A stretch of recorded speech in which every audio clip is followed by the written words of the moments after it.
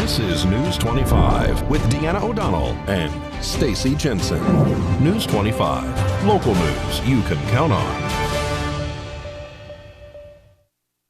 News is brought to you by J.K. Nelson Law. Give them a call, 727-9900.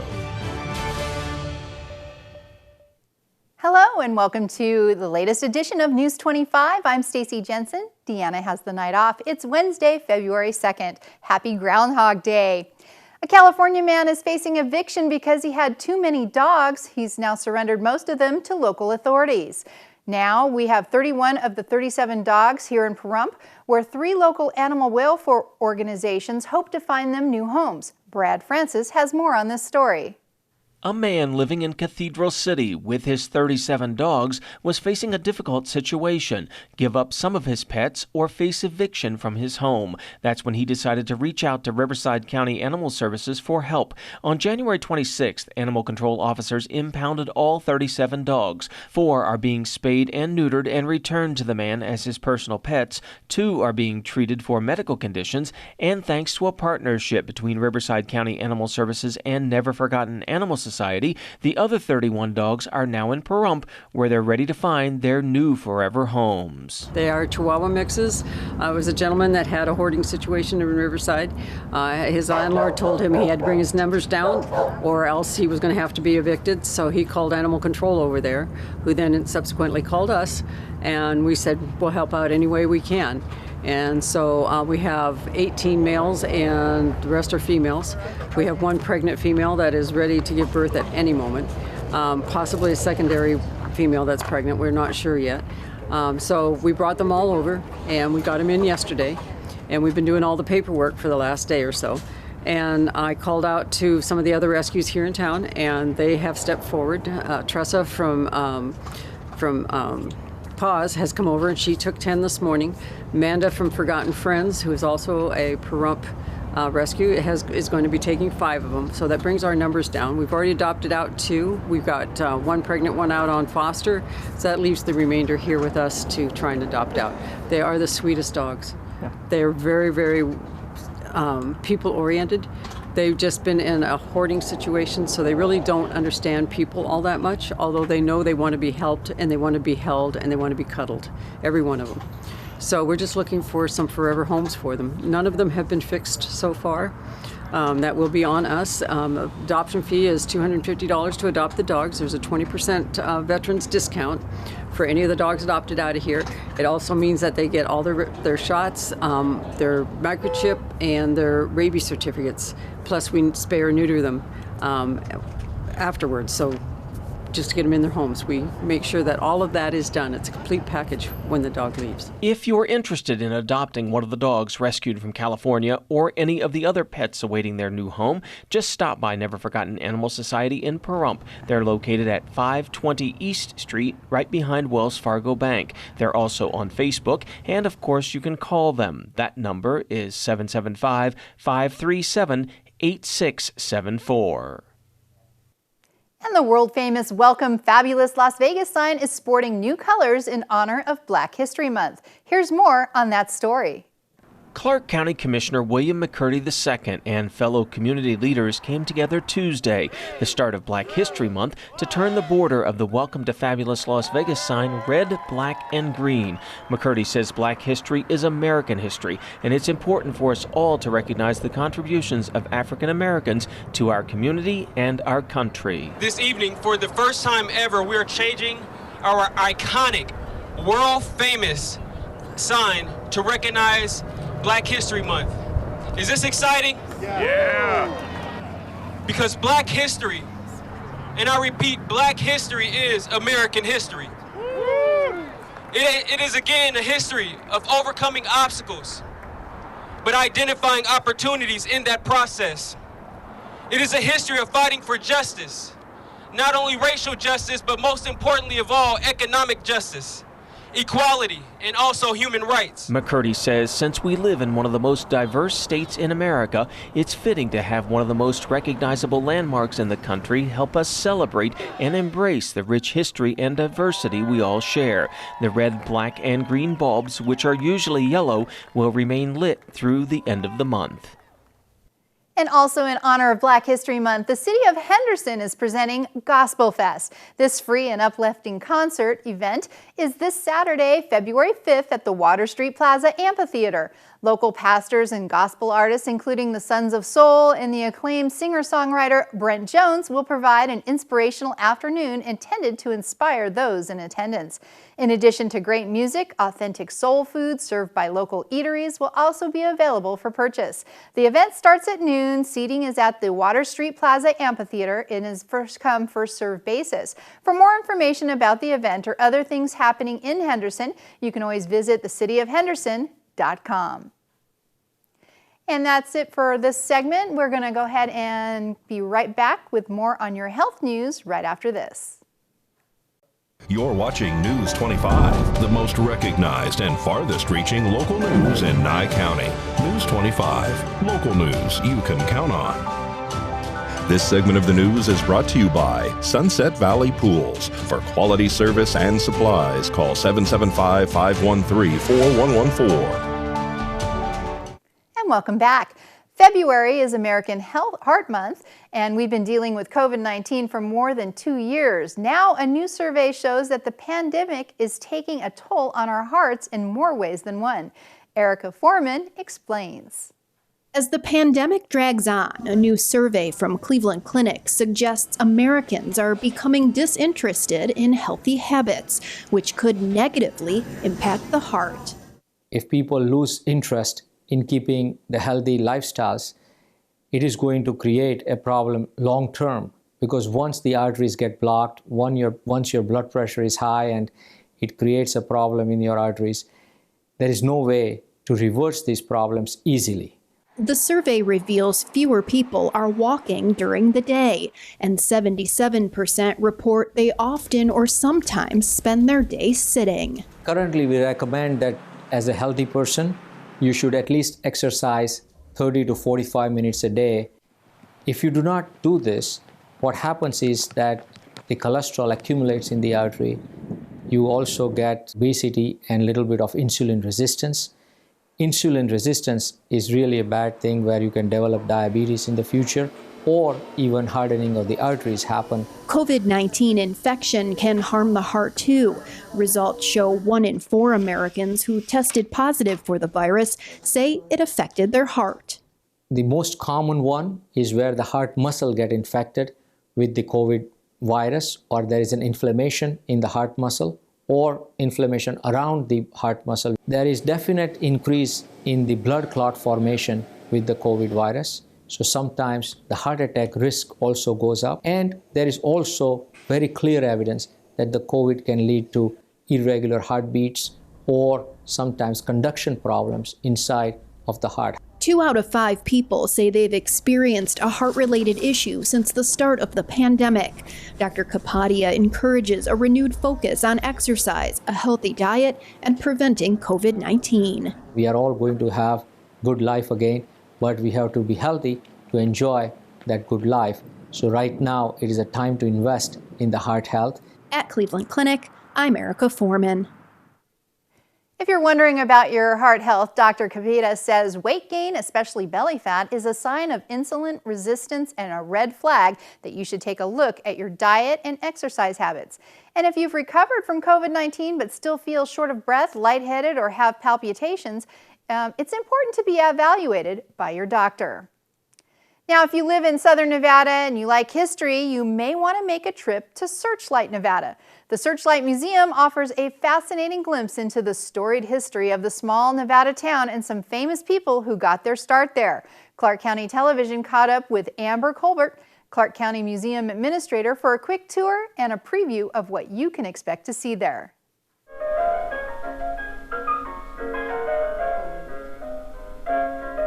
Hello, my name is Amber Colbert. I am the Clark County Museums Administrator. That is right, I said museums. We have multiple museums across the county. This is one of them behind me. This is the Searchlight Museum. It's within the Searchlight Community Center. The museum actually opened up in 1989, and it focuses on the history of the small community, which wasn't always small. Let's go inside and take a look. Our museum starts out with, why is it named Searchlight? Why is the town named Searchlight? And there's actually two stories that go behind this. So the first story is that G.F. Colton in 1898 was with his friends. They were prospecting. He lit his cigar with a match. That match was a searchlight match. And he saw a rock that had gold in it, and then decided to stake his claim. He called it the Searchlight Mine. From there, it became the town of Searchlight. The other story is that two prospectors were going through. One thought he saw gold in a rock. The other one said, no, you didn't. If you did, you'd need a searchlight to find it. And there the town was born. Moving forward, we go a little bit further back in history to the early Paiutes and Native Americans that actually lived in the area, used the area before the miners really became popular in this area. But mining is Searchlight's history, so a lot of our museum's going to cover that. It's hard rock mining for the most part. They had to set up stamp mills and processing plants. We have a section all about that. But there were other things in Searchlight. For example, we had ranching and agriculture. We had railroads. And then we had quite a few of people in Searchlight that are noteworthy. So we're actually going to transition to the other side. I'll meet you guys there. So one of our most popular persons from Searchlight nowadays, of course, is Senator Harry Reid. Senator Harry Reid was born here in 1939. He is actually a grandson of one of the earliest Searchlight residents. His grandfather, John Reid, I believe is his name, actually came here, and his dad was here mining. Harry, of course, grew up, eventually went to basic high school in Henderson, went to law school and became a lawyer, and got into politics. And we all know him for his politics now, but he started in the small little community of Searchlight. Moving forward, we have Nellis Air Force Base, named after Lieutenant William Nellis. William Nellis actually grew up here in Searchlight. He went to grade school here, eventually went up to Las Vegas for high school, graduated, enlisted, went off to fight World War II in 1944, lost his life. So come along we're trying to figure out what we're going to name our Air Force Base. We decided to name it off of someone who lost their life in World War II, and that's how we got Nellis Air Force Base. All started again. Someone here in Searchlight was very important. We also have Edith Head, who was a very popular clothing designer for the Hollywood movies. She grew up here in Searchlight as well. Some of our most famous Searchlight residents, though, were Rex Bell and Clara Bow. They started the Walking Buck Ranch, which they bring Hollywood celebrities out here, enjoyed their desert kind of oasis away from the big city of Hollywood. And then moving on, we have a whole bunch of other people that have lived here. We've got Louis Meyer of Searchlight. He was a 3-time IndyCar racer. So you have a little bit of everything happening here in Searchlight. Now, Searchlight was a big city. It had over 1,500 people, was larger than Las Vegas at the time of its boom, around 1905, 1907. And it almost was the seat of Clark County. So Searchlight's mining activity did peak around 1902 to 1907 with its population. As I said, it was a hard rock mining town. So they were digging down into the ground, making the mine shafts. This required a large amount of timber to support those mine shafts. What they were looking for was the gold ore, which is semi-mixed with quartz a lot of the times. They'd look for those nice little flecks of silver and gold. That gold ore would then be taken to a stamp mill, which is basically a big crushing factory. And they'd crush that ore to get that gold and silver out. I hope you guys enjoyed exploring the Searchlight Museum with me. As I said, we're located in Searchlight off 200 North Michael Wendell Lane, and we're open Monday through Thursday, 9 a.m. to 2 p.m. and Saturday by appointments. Check our website out. Thanks. We'll be back with more News 25 right after this break. You're watching News 25, brought to you by Mountain West Lawyer, Injury Attorneys, 727-9500. News 25, local news you can count on. And welcome back. Yesterday was National Unclaimed Property Day, and Nevada State Treasurer is working hard to reunite Nevadans with their unclaimed property. The state of Nevada currently holds over $950 million in unclaimed property. The state treasurer's office is responsible for holding the funds in perpetuity and reuniting the assets with their original owners. That means the original owner or heir never loses the ability to claim the property value. Unclaimed property is a financial asset with no activity by its owner for a certain period of time, usually about 3 years. This includes bank accounts, uncashed payroll checks, insurance checks, traveler's checks, utility deposits, gift certificates, stocks, bonds, mutual funds, dividends, insurance policy benefits, or claim payments, safe deposit box contents, oil and gas royalties, court deposits. Individual and business can search for and claim these unclaimed property, and you can go to, it is claim.nevada.org. Website visitors can also check for other people. Officials did say everyone should check at least once a year because property gets turned over by companies a couple times a year. Now, surprises can be fun, but not when they come in the form of a home emergency. In today's Ask Angie, Bailey Carson talks through some common household emergencies and how to deal with them right away. Burst pipes, overflowing toilets, and power outages can be stressful, overwhelming, and scary. Bailey Carson, a home care expert at Angie, is here to offer tips on when and how to tackle home emergencies by yourself and how to know when it's time to call in an expert. Whether you're a homeowner or a renter, it's likely you're going to come upon an unexpected home issue or project. It could be something really minor, like a shower rod that's fallen down, or it could be something major involving power or a plumbing issue. It's important to know what to do in the case of an emergency.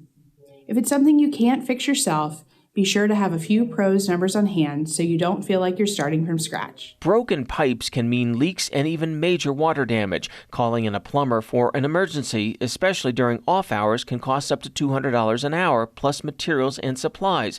But you can try to slow the water flow until normal business hours by shutting off the main water valve to your home. Just make sure the water isn't leaking near electrical equipment. If it is, leave it be and call a pro right away. Clogged toilets can lead to leaks and water damage if left unresolved.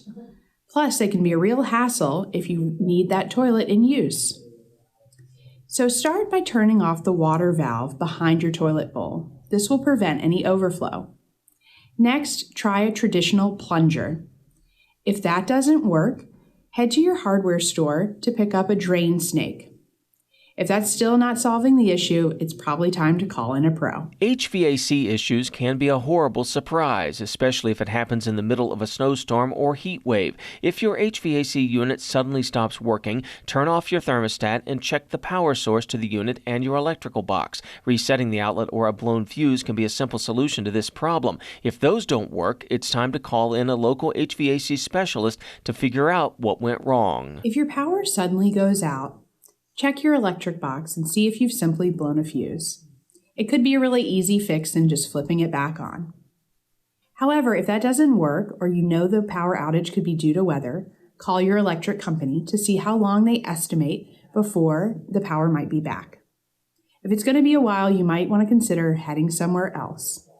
If you decide to stay home, make sure you have flashlights and candles on hand and use it as a great excuse to eat all that ice cream in your freezer before it melts. There are a few tools that are helpful to have around in case of a home emergency. For cleaning up messes or leaks, have a 5-gallon bucket, duct tape, rubber gloves, and heavy-duty rags on hand. To shut valves or tighten bolts, have an adjustable wrench, slip joint pliers, screwdrivers, and Allen keys along in your toolbox. If an emergency hits your home and you don't know what to do, don't guess. Call a pro.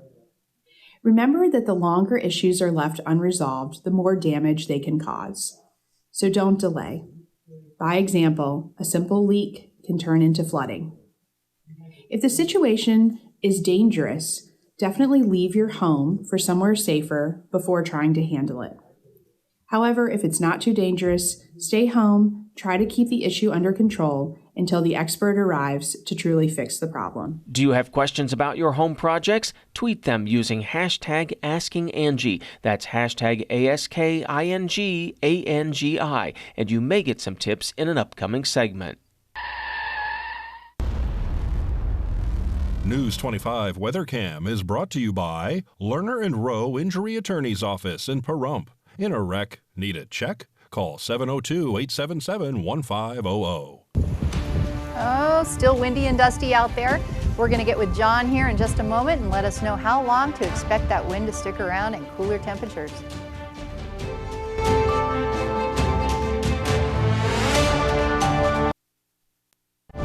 News 25 weather is brought to you by Dairy Council of Nevada. The splash of cream in your coffee, the dollop of sour cream on your burrito, the melted toasty cheese on your pizza. Undeniably delicious, undeniably dairy. Enjoy what's real. Hi, good evening, Nevada. It's John Kohler from the KPVM Channel 25 Weather Studios on a blustery day. I'm so glad you could join us, and then we can share the misery as we look at this map. Oh my gosh, 39 degrees, 40, 39. That's Fernley Fallon and Carson City. You get down to Tonopah, Goldfield, they didn't even quite hit the 40s. They're into the 33, 34 degree highs. Beatty 46. Okay, you're starting to make some progress there.